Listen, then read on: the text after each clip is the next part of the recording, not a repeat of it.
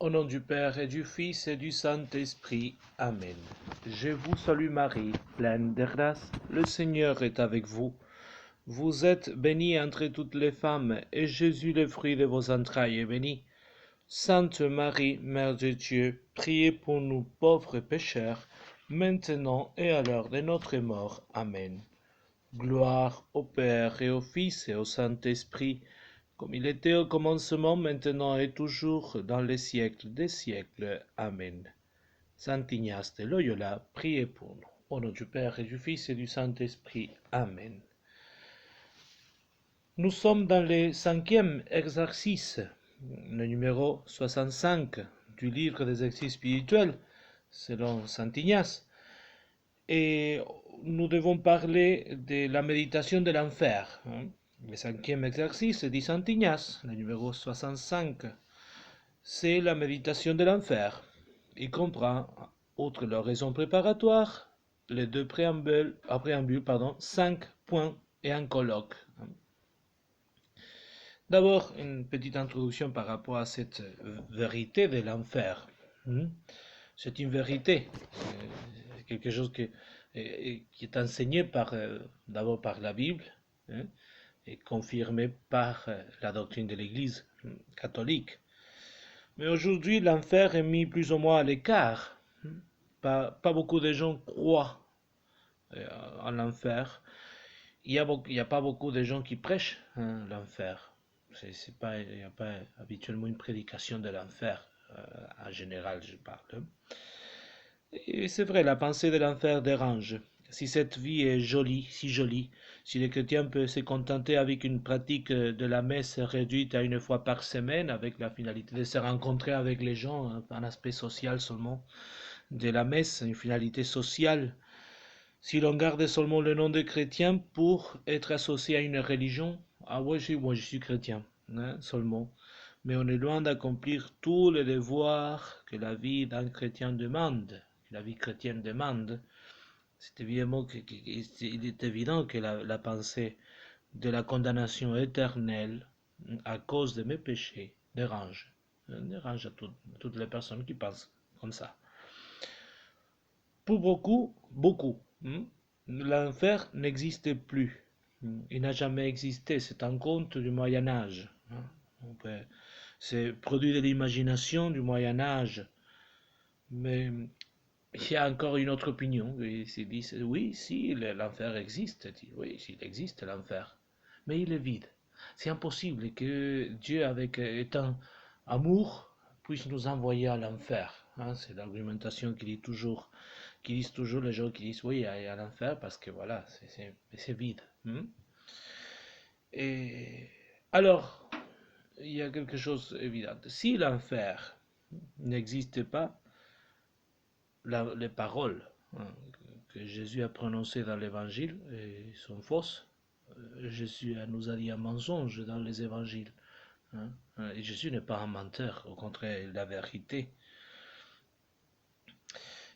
Il est vrai. Et Dieu ne nous envoie pas dans l'enfer, il faut dire cela, c'est une vérité. C'est nous-mêmes qui librement choisissons d'aller en enfer. C'est la justice divine, c'est vrai, mais c'est nous-mêmes, avec notre liberté, nous choisissons d'aller en enfer nous-mêmes. En plus de toutes les souffrances qu'il y a dans l'enfer, que le Seigneur annonce dans l'évangile, il parle 15 fois de l'enfer. Donc 14 fois, le Seigneur parle du feu de l'enfer. Donc il parle des souffrances. Le pire des châtiments que nous pouvons trouver dans l'enfer, c'est la peine de don, c'est-à-dire la peine de l'absence de Dieu. Signifie de ne pas avoir réussi, c'est l'échec éternel. L'échec éternel. Quelques citations, Matthieu 13,50. Ainsi en sera-t-il à la consommation du siècle. Les anges sortiront et sépareront les méchants avec les justes, et ils les jetteront dans la fournaise du feu. C'est là qu'il y aura des pleurs et des rincements de dents. Marc 9, 43, 48. Si ton œil est pour toi une occasion de chute, arrache-le. Mieux vaut pour toi entrer borgne dans le royaume de Dieu que d'être jeté, ayant deux yeux, dans la géhenne, là où leur ver ne meurt point et où le feu ne s'éteint point. D'autres citations, Luc 16, 23, Matthieu 8, 12, encore Saint Matthieu 25, 41, là où il nous décrit Allez-vous-en loin de moi, maudit, dans le feu éternel préparé pour les démons et ses anges. Il est en train de parler aux gens qui vont être condamnés. C'est presque la fin de l'évangile de Saint Matthieu, avant la Passion, évidemment. Cette dernière citation résume l'enseignement de l'Église. Allez loin de moi, c'est la peine dedans, D-A-M. Je ne sais pas si il y en a qui disent d'homme, don. C'est-à-dire cette peine qu'on a tout à l'heure, ces châtiments de ne jamais plus voir Dieu. Jamais, ils ne pourront jamais voir Dieu. La peine dans le feu, la peine d'essence, allez loin de moi, dans le feu éternel, l'éternité. Et après, ça c'est le verset 41, le Seigneur, après dans le verset 46, dans le même chapitre, le chapitre 25, le Seigneur nous dit que l'enfer sera habité. Numéro dit, la citation dit, ils s'en iront, ceux-ci au châtiment éternel, ça veut dire les condamnés, et les justes à la vie éternelle. C'est-à-dire, le Seigneur dans ces deux citations-là, le chapitre 25 nous décrit non seulement que l'enfer sera pour toujours, où on ne verra plus Dieu, loin de moi. Il y aura la peine d'essence, c'est-à-dire d'avoir le feu et les autres châtiments. Il sait que l'enfer sera habité. Donc la souffrance la plus grande, comme on a dit, c'est la perte de la vision de Dieu, c'est là pour l'éternité. Ne plus voir Dieu et souffrir pour cela, à cause de cela. Saint Augustin disait, il ne les connaîtra plus, ces dieux qu'ils n'ont pas voulu connaître, eux, dans cette vie. Qu'ils n'ont pas voulu connaître ces dieux, il ne les connaîtra plus, reconnaîtra plus. Alors, nous devons nous rappeler cette maxime de Saint Alphonse. Dieu nous ne menace pas de l'enfer pour nous y envoyer souffrir, sinon pour nous préserver. C'est-à-dire, lorsque Dieu nous avertit que l'enfer existe et qu'il est habité et que nous pouvons nous condamner, ce n'est pas pour nous faire souffrir d'avance, mais c'est pour nous préserver d'y aller. Soyez bien persuadés, mes chers auditeurs, c'est toujours Saint Alphonse, que Dieu vous fait entendre ces sermons sur l'enfer pour vous en délivrer, si vous le faites entendre, afin que vous abandonniez les péchés qui seuls peuvent vous y précipiter. Rendez grâce au Seigneur, disait-il, disait-il, parce que vous écoutez ces sermons de l'enfer, comme ça, déjà vous évitez l'enfer.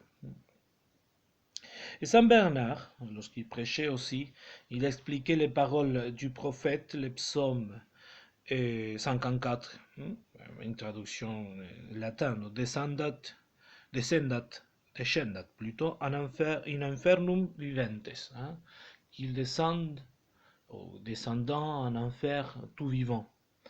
Et il disait pourquoi c'est là. Et l'explication qu'il donnait, c'était que les pécheurs descendissent en esprit et par la pensée dans l'enfer, ne doutant pas que la vue de cet affreux séjour et de tout le monde qu'on y endure ne dût faire la plus vive impression sur leur cœur, et convaincus qu'il n'y a point de moyen plus assuré pour ne pas tomber après la mort dans ces lieux de misère, que d'y descendre souvent par la réflexion pendant la vie. Qu'il descende tout vivant, disait toujours Saint Bernard, qu'il descende tout vivant pour ne pas y descendre après la mort. Descendre vivant à travers la méditation, la réflexion, ce que nous allons faire maintenant. Voilà, il faut dire que cette méditation, et on va le voir maintenant dans les fruits qu'on va demander au Seigneur. Cette méditation, ce n'est pas pour faire une obsession par rapport à l'enfer, mais pour illuminer notre vie spirituelle, notre vie chrétienne, nos principes comme chrétiens, pour détester les péchés et, et suivre avec beaucoup de force notre Seigneur Jésus-Christ. Donc, le numéro 65, il y a la prière préparatoire. Nous savons que cette prière va réunir toutes nos forces pour commencer à prier. Évidemment, déjà, c'est une prière préparatoire, c'est une prière qui nous prépare à la prière. Donc, on fait que toutes mes intentions, mes actions, mes opérations, tout ce que je vais penser, réfléchir, les fruits de cette méditation soient ordonnés à la plus grande gloire de Dieu et le salut de mon âme. Le premier préambule dit Saint Ignace et la composition des lieux imaginés consiste dans cette méditation à voir avec les yeux de l'imagination la longueur, la largeur et la profondeur de l'enfer. Encore une fois, la composition de lieux, ces moments imaginés, cette scène imaginée, c'est une aide. C'est pas l'essentiel dans la méditation. Elle sert à notre imagination pour que notre imagination ne parte ailleurs. Sainte Thérèse d'Avila disait l'imagination est la folle de la maison. Elle s'en va un peu, elle est en train de faire des autres, il court d'un côté de l'autre. Donc l'imagination, il faut lui donner un cadre. C'est pour cela qu'il y a la composition des lieux. Mais ce n'est pas l'essentiel. Et il ne faut pas aller au-delà de ça. Surtout dans cette méditation qui est très concrète avec des aspects qui sont concrets, réalistes, visuels si vous voulez, matériellement parlant. Saint Ignace voir avec les yeux de l'imagination la longueur, la largeur, la profondeur de l'enfer. Et le vocabulaire qu'il utilise, c'est quand même très semblable à une citation de Saint Paul, la lettre aux Éphésiens, au chapitre 4, versets 17-19. Il dit que le Seigneur habite en vos cœurs par la foi. Restez enracinés dans l'amour, établis dans l'amour. Ainsi, vous serez capables de comprendre avec tous les fidèles quelle est la largeur, la longueur, la hauteur et la profondeur. Vous connaîtrez ce qui dépasse toute connaissance, l'amour du Christ. Alors vous serez comblés jusqu'à entrer dans toute la plénitude de Dieu. C'est comme si Saint Ignace prenait les mots et longueur, largeur, profondeur de l'enfer. Je dis bien qu'il y a la connaissance de Jésus-Christ, l'amour de Christ aussi implique une largeur, une longueur, une hauteur, une profondeur. Ne pas connaître le Christ, abandonner le Christ, va nous donner l'enfer, où il y a aussi une longueur, une largeur et une profondeur sans Dieu. Lorsque nous connaissons le Christ, il y a tout cela avec le Christ, évidemment, rempli de Christ, on peut dire. Sans le Christ, il y a l'enfer. C'est l'opposé à l'amour, l'enfer. C'est comme l'ombre est opposée au soleil, à la lumière du soleil. Bon, ça c'est la première chose à remarquer, donc, comme composition de lieu. Deuxième est la demande, c'est-à-dire la grâce que je vais demander ici, que l'on veut obtenir, dit Saint Ignace. Je demanderai les sentiments intérieurs de peine que souffrent les damnés, les condamnés, afin que, et ça c'est très important, c'est le plus important de cette grâce que nous devons demander, je dis, souffrir un peu les peines, évidemment très loin, mais juste un peu, juste un reflet de ceux qui souffrent, les condamnés. Pourquoi? Afin que, si mes fautes, mes péchés me faisaient jamais oublier l'amour du Seigneur éternel, l'amour qu'il a pour moi, du moins la crainte des peines m'aida à ne pas tomber dans le péché.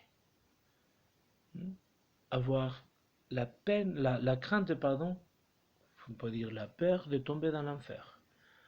Au moins cela m'éloigne du péché. C'est déjà le début d'un chemin à faire.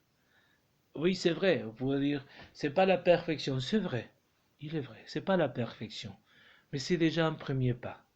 Et c'est un pas très important, avoir peur de l'enfer, craindre la condamnation éternelle. C'est un regard réaliste de notre faiblesse. Nous sommes inconstants, beaucoup de fois, dans l'amour de Dieu.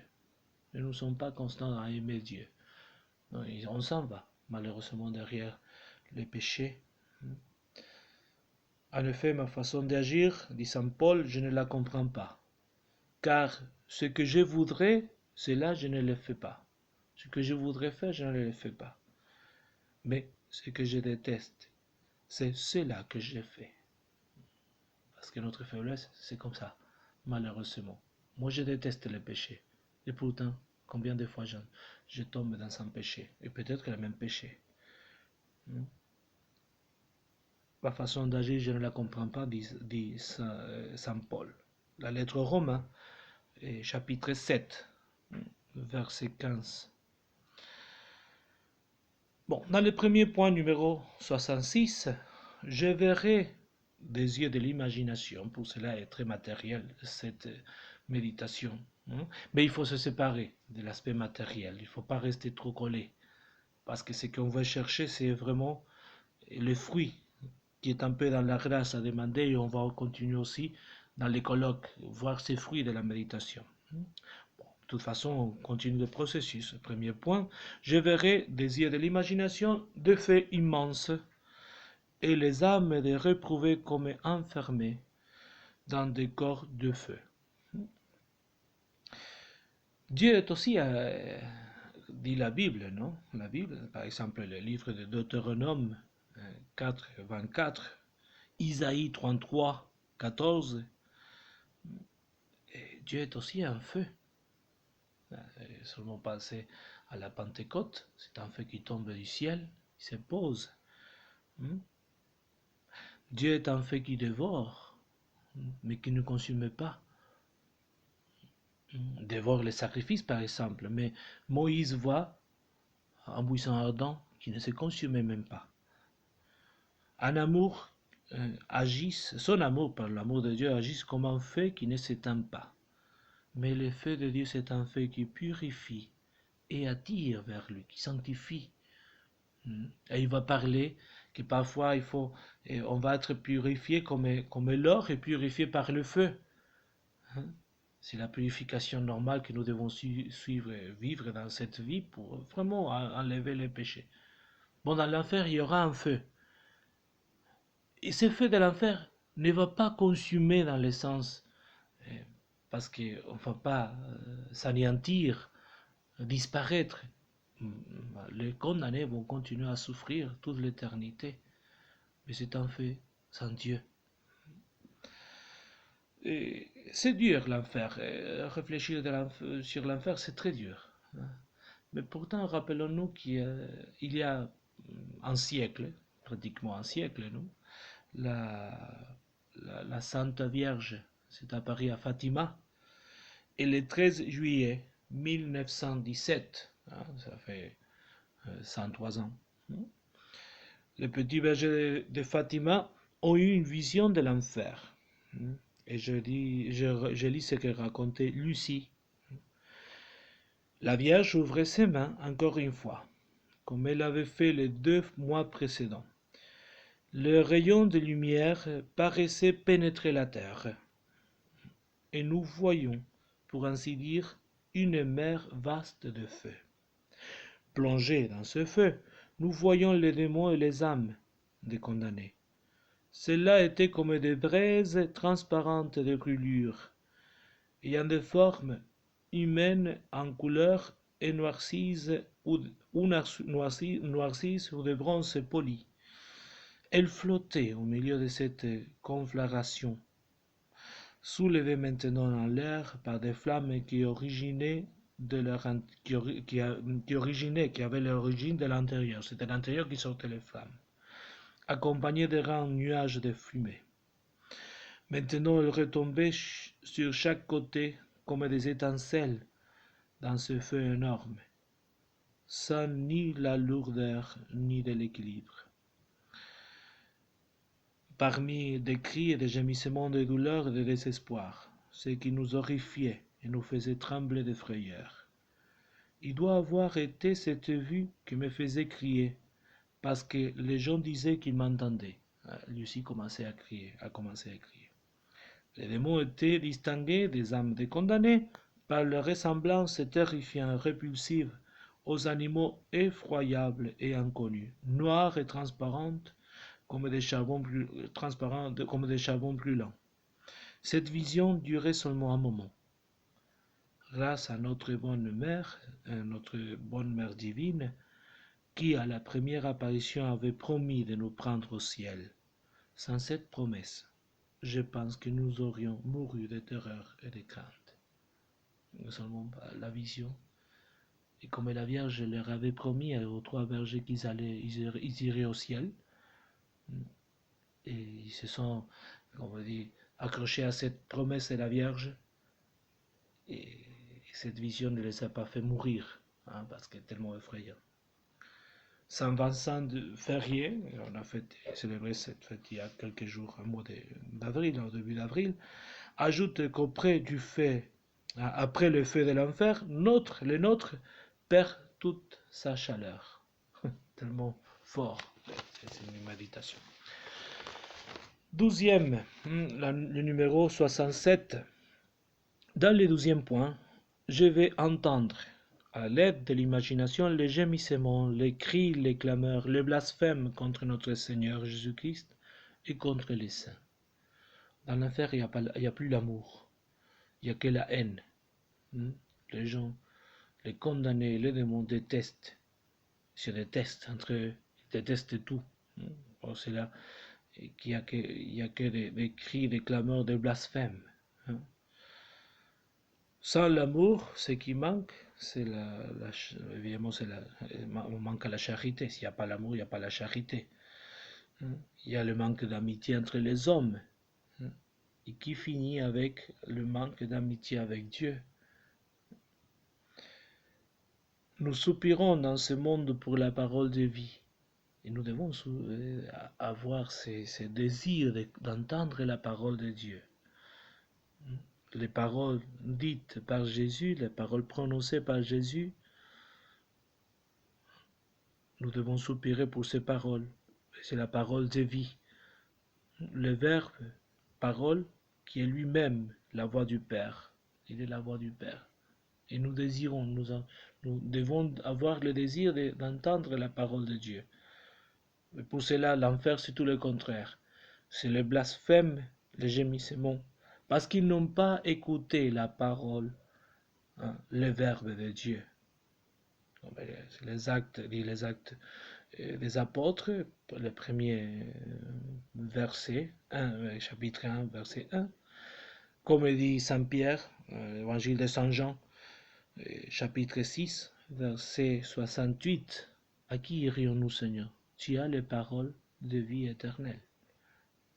Dans l'enfer, on n'entend plus la parole de Dieu, on entend le blasphème. Dans le 3e point, je vais me figurer que je respire la fumée, le soufre et l'odeur d'une centine de matière en putréfaction, c'est-à-dire la mort. Ce qui vraiment ici dans cette vie nous fait répulsion, les condamnés dans l'enfer. C'est à chaque moment qu'ils les sentent. Et pourtant, Saint Paul nous dit dans la lettre aux Corinthiens, 12e lettre aux Corinthiens, chapitre 2, verset 15, que nous devons porter la bonne odeur, être les parfums du Christ. Et lui-même, représenté par cet époux des Cantiques, comme dit le chapitre 1, verset 3. Délice l'odeur de tes parfums, ton nom un parfum qui se penche, qui se répand. Ainsi t'aiment les jeunes filles, entraînez-moi à ta suite, courons. Ce que disait avait choisi Sainte Thérèse de l'Enfant Jésus. Entraînez-moi entraînez-moi à ta suite de courant. Elle voulait suivre le Christ, attirée par son parfum de sainteté. Bon, il n'y a plus la sainteté à l'enfer. C'est pour cela que Saint Ignace mit. Je respirais la fumée, le soufre, l'odeur, la putréfaction, il dit. Dans le quatrième point, je vais m'imaginer goûter intérieurement des choses amères, comme les larmes et la tristesse, le verre de la conscience, parce que dans ce monde, on n'a pas fait le bien que nous devions faire. Et après, dans l'enfer, il n'y a plus de temps. Il n'y a plus de temps pour le faire. Le verre de la conscience. Aimer Dieu nous donne comme un goût. Et la bonté de Dieu pour nous est comme quelque chose qu'on peut goûter. Et c'est pour cela que le psaume 33 dit goûtez et voyez comme il bon le Seigneur. Goûtez et voyez. Oui, voir aussi. Comment on goûte? Comment on peut goûter?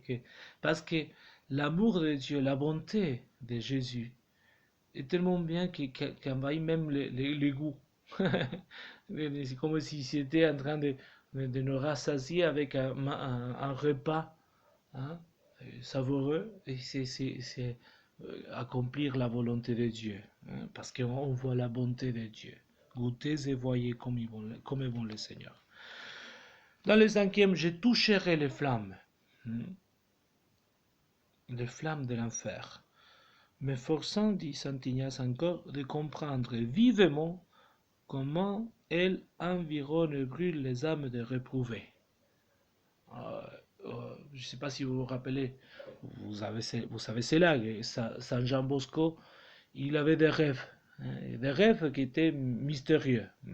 C'est un don que Dieu donne à certaines personnes dans l'église, quoi.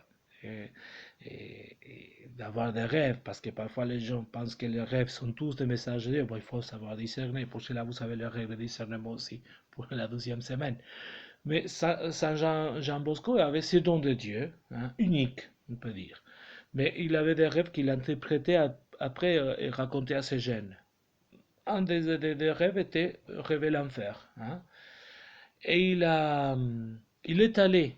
Un ange l'a guidé jusqu'à la porte de l'enfer. C'était la dernière porte. La dernière porte, disons, de l'intérieur vers l'extérieur, la première porte depuis l'extérieur, non? Et l'ange l'a pris la main et l'a fait toucher la porte de l'enfer, la dernière porte à l'extérieur. Et quand il a touché, il a crié fort, et à ce moment-là, il se réveille.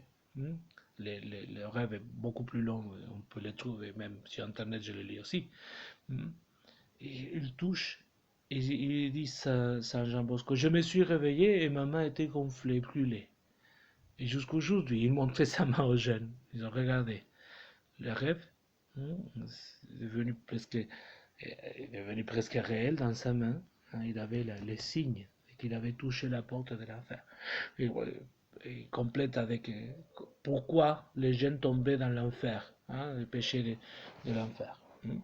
Qui faisait tomber dans l'enfer, surtout les jeunes qu'il recevait là-bas, qu'il gardait là-bas. Et ces péchés les faisait tomber dans l'enfer. Même parfois un seul péché. Et il était comme attaché comme avec des pailles, il disait, les tomber dans l'enfer. Pourquoi? Parce que des péchés mortels, un seul péché faisait tomber dans l'enfer. Comme nous savons que c'est la doctrine de l'Église. Alors, il dit, je toucherai, je vais m'efforcer de toucher ces flammes. Combien de malades dans la vie de notre Seigneur Jésus-Christ voulaient toucher seulement le manteau du Christ ou être touché par lui. Comme dit Saint Marc 5, 28. Ou bien Saint Jean dans sa première lettre au début. Il dit ce qui était depuis le commencement, ce que nous avons entendu, ce que nous avons vu de nos yeux, ce que nous avons contemplé, que nos mains ont touché du Verbe de vie, nous vous l'annonçons. Parce qu'ils ont touché le Christ, ils ont touché le Verbe de vie. pendant l'enfer. Les condamnés n'auront plus la possibilité de toucher le Christ. Et saint Thomas dit que les sacrements, l'Eucharistie, la confession, les autres sacrements, c'est comme si on pourrait toucher encore une fois le corps du Christ, parce que c'est précisément cela. Et il vient pour nous sanctifier, comme il guérissait les malades. Cet écrivain chef d'œuvre des Italiens, Dante Alighieri, qui avait mis, vous vous rappelez qu'il y a sa Divine Comédie, qui fait un voyage cherchant son bien-aimé, sa bien-aimée, pardon, et il la cherche d'abord dans l'enfer, après le purgatoire, et après le ciel. C'est tout un poème théologique, et très profond d'ailleurs. Il cherche et dans l'enfer, il voit tous les péchés capitaux, comme c'est un enseignement pour les gens à l'époque, plus qu'un poème banal, rien de ça. C'est très profond. Il dit, il écrit qu'il voit les Dante à la porte de l'enfer, l'entrée de l'enfer, et écrit: vous qui entrez ici, perdez tout espoir. Celui qui rentre dans l'enfer, qui perd tout espoir. De là, vous ne sortirez jamais, jamais plus. Bon, on va finir cette méditation avec un colloque avec notre Seigneur Jésus-Christ. Et il dit, Saint Ignace, on va être très réaliste, toujours. Saint Ignace est très réaliste. Je vais faire un colloque avec notre Seigneur Jésus-Christ, je vais me rappeler combien d'âmes sont en enfer. Les unes parce qu'ils n'ont pas cru à la venue de notre Seigneur, les autres parce qu'en y croyant, ils n'ont pas agi selon les commandements. Certains n'ont pas cru à la venue de notre Seigneur, d'autres croyaient à la venue, mais n'ont pas agi. Ils n'ont pas fait des œuvres. Ils ont cru, mais ils n'ont pas fait des œuvres par rapport à cette foi. Donc, ils divisent en trois classes, pour ainsi dire. La première, celles qui se sont perdues avant la venue de notre Seigneur. D'autres, ils sont perdus pendant la vie de notre Seigneur. Et le troisième, c'est après la vie de notre Seigneur de ce monde.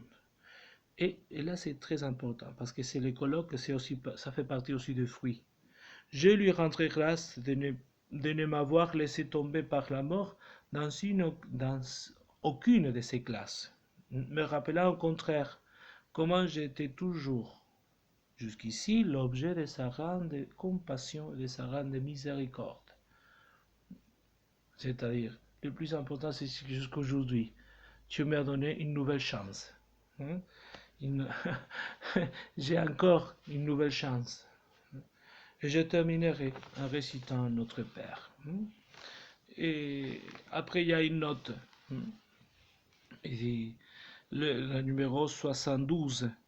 Le premier exercice se fera au milieu de la nuit, le deuxième aussitôt après le lever, le troisième avant ou après la messe, et donne la possibilité de le répéter. Bon, après, il donne quelques explications par rapport à ça. Et évidemment, encore une fois, je vous recommande de le faire de façon très réaliste, mais ne pas aller au-delà de ça. C'est pas aller dans l'imagination des choses, c'est plutôt dans la réflexion à ce que dit Saint Ignace. Dieu a eu miséricorde de moi et il m'attend. Il m'attend pour quelque chose.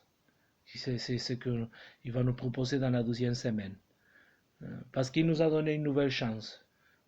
Ici, l'enfer et la dernière conséquence de nos péchés, la mort et l'enfer, la condamnation éternelle, même Dieu peut fermer les portes de l'enfer et nous faire, en arrivant à la porte, comme le Dante, on peut revenir et recommencer et reprendre le chemin pour aller au ciel à sa suite, comme c'est la 12e semaine, la 12e étape que nous allons commencer, si Dieu le veut, bientôt. Au nom du Père et du Fils et du Saint-Esprit. Amen.